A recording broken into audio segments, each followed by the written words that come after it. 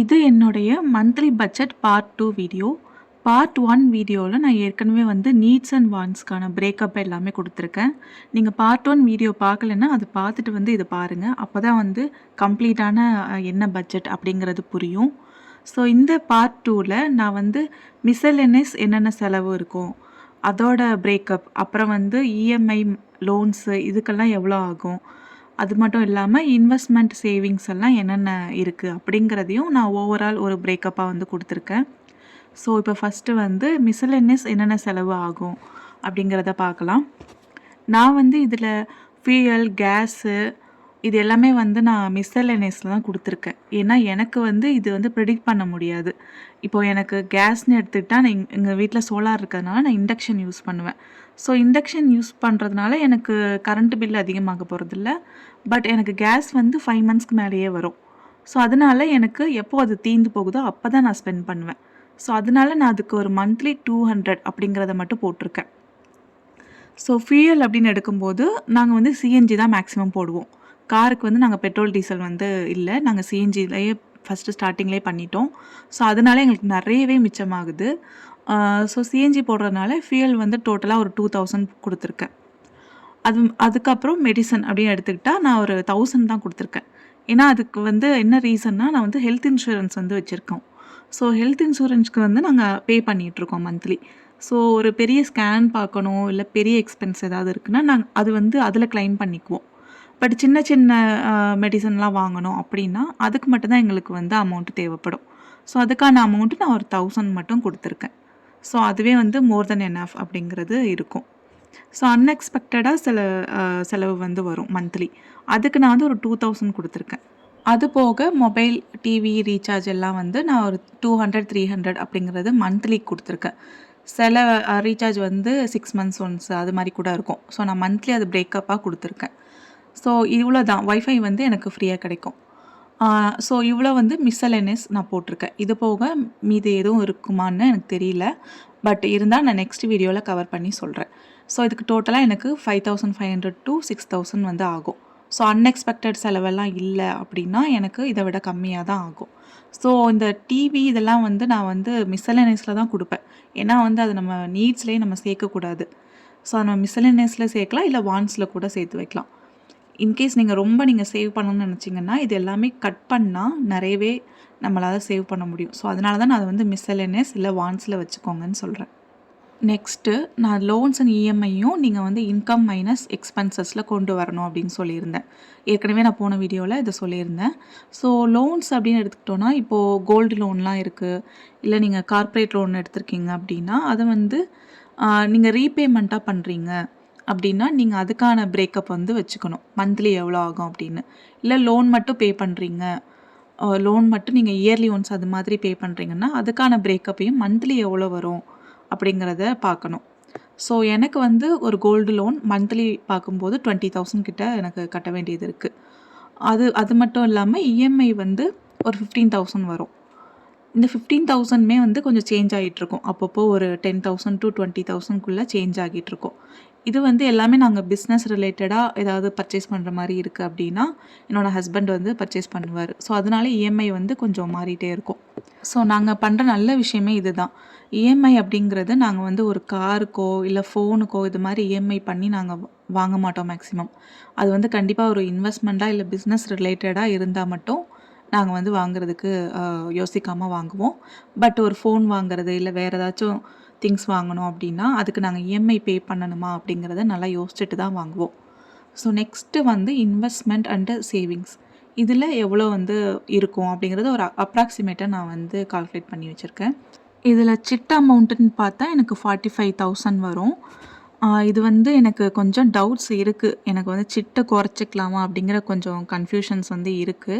நான் அதை கம்ப்ளீட்டாக டிசைட் பண்ணிவிட்டு அதுக்கான சஜஷன் எல்லாமே நான் உங்களுக்கு அப்கமிங் வீடியோஸில் சொல்கிறேன். எவ்வளோ சிட்டு பே பண்ணலாம் அப்படிங்கிற மாதிரி. இன்கம் இவ்வளோ இருந்தால் எவ்வளோ சிட்டு வச்சுக்கலாம், வேறு என்னென்ன சேவிங்ஸ் பண்ணலாம் அப்படிங்கிறத அப்கமிங் வீடியோஸில் சொல்கிறேன். ஸோ மற்ற ஸ்கீம்ஸ் வந்து ஒரு சில ஸ்கீம்ஸ் இருக்குது. கோல்டு ஸ்கீமாக இருக்கட்டும், இல்லை வந்து போஸ்ட் ஆஃபீஸ் ஸ்கீம்ஸ் இருக்கட்டும், அது எல்லாத்தையுமே நான் சேர்த்து ஒரு 20,000 அதில் சேவிங்ஸ்க்குன்னு நான் வந்து பண்ணிகிட்ருக்கேன். ஸோ இதெல்லாம் போக எனக்கு வந்து நம்ம கையில இருக்கிற மிச்ச அமௌண்ட் அப்படிங்கிறது எனக்கு ஒரு 10,000 ரேஞ்சில் வந்து கிடைக்கும். ஸோ இது வந்து பிஸ்னஸ் அப்படிங்கிறதுனால என்னோடய ஹஸ்பண்ட் வந்து கையில் கொஞ்சம் அமௌண்ட் வந்து கொடுத்து வைப்பாங்க. ஸோ அதில் வந்து எனக்கு 10,000 to 15,000 வரும். ஏன்னா பிஸ்னஸ் அப்படிங்கிறதுனால நமக்கு எவ்வளோ அமௌண்ட் வந்து சேவ் ஆகும்னு சொல்ல முடியாது. சம்டைம்ஸ் நமக்கு வந்து இன்வெஸ்ட் பண்ணுற மாதிரி இருக்கும். சுத்தமாக அமௌண்ட் இல்லாமல் கூட போகும். ஸோ அதுக்காக நம்ம வந்து கொஞ்சம் கொஞ்சம் அமௌண்ட்டு சேவ் பண்ணி வச்சுக்கிறது நல்லது. கையில் வச்சுருக்கிறது நல்லது. இன்கேஸ் சேலரிடு பர்சன் அப்படின்னா பிரச்சனை இல்லை. ஃபிக்ஸடாக இதை வந்து பண்ணிட்டு வரலாம். பட் பிஸ்னஸ் அப்படின்னு வந்துச்சுன்னா கண்டிப்பாக நம்ம ஒரு எமர்ஜென்சிக்குன்னு நம்ம வந்து எக்ஸ்ட்ரா வச்சுருக்கிற மாதிரி தான் இருக்கும். இது வந்து நான் வந்து உண்டியல்லையோ இல்லை வந்து நானே வந்து கையிலேயே வந்து அமௌண்ட் கொஞ்சம் வச்சுருப்பேன். இது எல்லாமே தான் என்னோட மந்த்லி பட்ஜெட்டுக்குள்ளே வரும். ஸோ இதுக்கான டீட்டெயில்டு பிரேக்கப்ஸ் வந்து நான் இன்னொரு அப்கமிங் வீடியோஸில் வந்து கொடுக்குறேன். ஸோ இந்த லோன் அண்ட் இஎம்ஐ நம்ம பார்த்தோன்னா நாங்கள் வந்து ஒரு காரு, வீடு இந்த மாதிரி விஷயத்துக்காக நாங்கள் லோன் அண்ட் இஎம்ஐ வாங்கவே கூடாது அப்படிங்கிறத நாங்கள் யோசித்து வச்சுருக்கோம். இது கண்டிப்பாக வந்து ஒரு இன்வெஸ்ட்மெண்ட்டாக இருக்கணும், இல்லை வந்து பிஸ்னஸ்க்காக போடுற மாதிரி இருக்கணும். ஸோ நீங்கள் காரு, ஹோம்க்கு இது மாதிரி நீங்கள் வாங்குறீங்க, லோன் அதிகமாக வாங்குறீங்கன்னா அது வந்து லயபிலிட்டியில் தான் இருக்கும். பட் நீங்கள் ஒரு பிஸ்னஸை வந்து இம்ப்ரூவ் பண்ணணும், இல்லை ஒரு அசெட் வாங்க போகிறீங்க, அது வந்து நல்லா இம்ப்ரூவ் ஆகும் அப்படின்னு தெரிஞ்சுட்டு நீங்கள் பண்ண போகிறீங்க அப்படின்னா அது வந்து கண்டிப்பாக ஒரு இன்வெஸ்ட்மெண்ட்டு தான். அதில் உங்களுக்கு வந்து வெல்த் க்ரியேட் ஆகும், இல்லை அசெட் வந்து உங்களுக்கு நல்லா டெவலப்மெண்ட் கொடுக்குற மாதிரி இருக்கும். அது இல்லாமல் நீங்கள் லோன் வந்து அதிகமாக வாங்கி வீடுக்கோ இல்லை காருக்கோ வாங்குறீங்க அப்படின்னா அது நீங்கள் நல்லா யோசிச்சுட்டு தான் பண்ணணும். பிகாஸ் அதுவே வந்து ஒரு ட்ராப்பாக மாறிடக்கூடாது. நம்ம நல்லா இன்வெஸ்ட்மெண்ட் பண்ணிகிட்ருப்போம், சேவிங்ஸ் பண்ணிகிட்ருப்போம். அந்த டைமில் வந்து தேவையில்லாமல் ஒரு கார் லோன், வீடு லோன் இதெல்லாம் பண்ணிட்டோன்னா நமக்கு வந்து நிறைய ட்ராப் ஆன மாதிரியே இருக்கும். பட் கண்டிப்பாக வந்து தேவைப்படுது, ரெண்டல் ரொம்ப அதிகமாக கொடுக்க முடியல, பண்ணி தான் ஆகணும் அப்படிங்கிற ஒரு சுச்சுவேஷன் இருக்குது அப்படின்னா கண்டிப்பாக பண்ணிக்கலாம். பட் நமக்கு போதுமான அளவு எல்லாமே இருக்குது, டிலே பண்ணிக்கலாம் அப்படிங்கிற ஸ்டேஜ் இருக்கும்போது, இன்னும் ஒரு 10 இயர்ஸ் ஆகட்டும் அப்படிங்கிற ஒரு ஸ்டேஜ் இருக்கும்போது நம்மளாக வந்து அந்த ட்ராப்பில் போய் விழுறது நல்லதில்லை. பிகாஸ் நிறைய பேருக்கு வந்து டிப்ரிஷியேஷன் அசெட், அப்ரிஷியேஷன் அசெட் அப்படின்னா என்னங்கிறது கூட தெரியாமல் இருக்காங்க. ஸோ நம்ம வாங்குகிற வீடு வந்து பழசாக்கிட்டே தான் இருக்கும். நம்ம இருக்கிற வீடு அதே மாதிரி தான் நம்ம வாங்குகிற காரும், நம்ம எவ்வளோ லக்ஸுரி கார் வாங்கினாலும் பழசாகிட்டே தான் இருக்கும். ஸோ அது எல்லாமே வந்து டிப்ரிஷியேஷன் அசெட்டு தான். ஸோ நம்ம ஃபஸ்ட்டு வந்து அப்ரிஷியேஷன் அசெட் வந்து நிறைய வச்சுக்கிட்டோம் அப்படின்னா அதுக்கப்புறம் நமக்கு தேவையான மாதிரி நிறைய விஷயங்களை பண்ணிக்க முடியும். தென் இதில் நான் ஒரு முக்கியமான விஷயம் வந்து இன்க்ளூட் பண்ண மறந்துட்டேன். அது என்னென்னா ஹெல்த் இன்சூரன்ஸ். அது வந்து மந்த்லி 3,500 வந்து பே பண்ணுறோம். ஸோ அதை நான் வந்து இன்வெஸ்ட்மெண்ட் அண்ட் சேவிங்ஸில் தான் கொடுத்துருக்கேன். ஏன்னா நமக்கு திடீர்னு ஒரு உடம்பு சரியில்லை அப்படின்னா அந்த எக்ஸ்பென்ஸ் நம்ம வந்து கிளைம் பண்ணுறதுக்கு இது ரொம்ப ஹெல்ப்ஃபுல்லாக இருக்கும். ஸோ இதை வந்து நம்ம சேவிங்ஸ்லேயே சேர்த்துக்கிறது நல்லது. இதுதான் என்னோட மந்த்லி பட்ஜெட்டோட பிரேக்கப். இதில் சில விஷயங்கள் வந்து மிஸ் ஆகிருக்கலாம், சில விஷயங்கள் நான் சொல்லாமல் விட்டுருக்கலாம். பட் இது வந்து அக்யூரேட்டாக இருக்குன்னு சொல்ல முடியாது, பட் அப்ராக்சிமேட்டாக இது தான் இருக்கும். ஸோ இது மாதிரி நீங்கள் ஃபஸ்ட்டு அப்ராக்சிமேட்டாக நீங்கள் ஓரளவுக்காவது நீங்கள் பட்ஜெட் பண்ணி பார்த்தீங்கன்னா தான் இது வந்து நிறைய விஷயங்கள் புரிய வரும். ஸோ நீங்கள் இந்த அளவுக்கு பண்ணலை அப்படின்னாலும் ஜஸ்ட் வந்து வீட்டுக்கு தேவையான க்ராசரிஸ், அந்த வெஜிடபிள்ஸ் இதுக்கெல்லாம் எவ்வளோ செலவாகுது அப்படின்னு நீங்கள் ட்ராக் பண்ணி பார்த்தாலே அடுத்தடுத்து நீங்கள் நிறைய விஷயம் தெரிஞ்சுக்க ஆரம்பிப்பீங்க.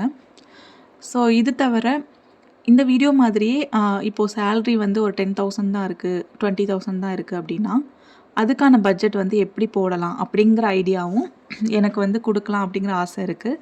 ஸோ அந்த மாதிரி வீடியோஸ் வேணும் அப்படின்னா நீங்கள் கமெண்ட் பண்ணுங்கள். ஸோ இது யாருக்கு போய் ரீச் ஆகும்னு எனக்கு தெரியாது. ஸோ அதனால் இன்கேஸ் உங்களை ரீச் ஆகுது, உங்களுக்கு அது தேவைப்படும் அப்படின்னா நீங்கள் கமெண்ட் பண்ணுங்கள். நான் அதுக்கேற்ற மாதிரி வீடியோ கொடுக்குறதுக்கு ரெடியாக இருக்கேன். பிகாஸ் நான் வந்து ஸ்டார்டிங்லேருந்து அதை நான் பண்ணியிருக்கேன். ஒரு 30,000 40,000 பட்ஜெட்டுக்குள்ளே நம்ம சேவிங்ஸும் பண்ண முடியும் நிறைய. ஸோ அது எப்படிங்கிறதெல்லாம் நம்ம அப்கமிங் வீடியோஸில் பார்க்கலாம்.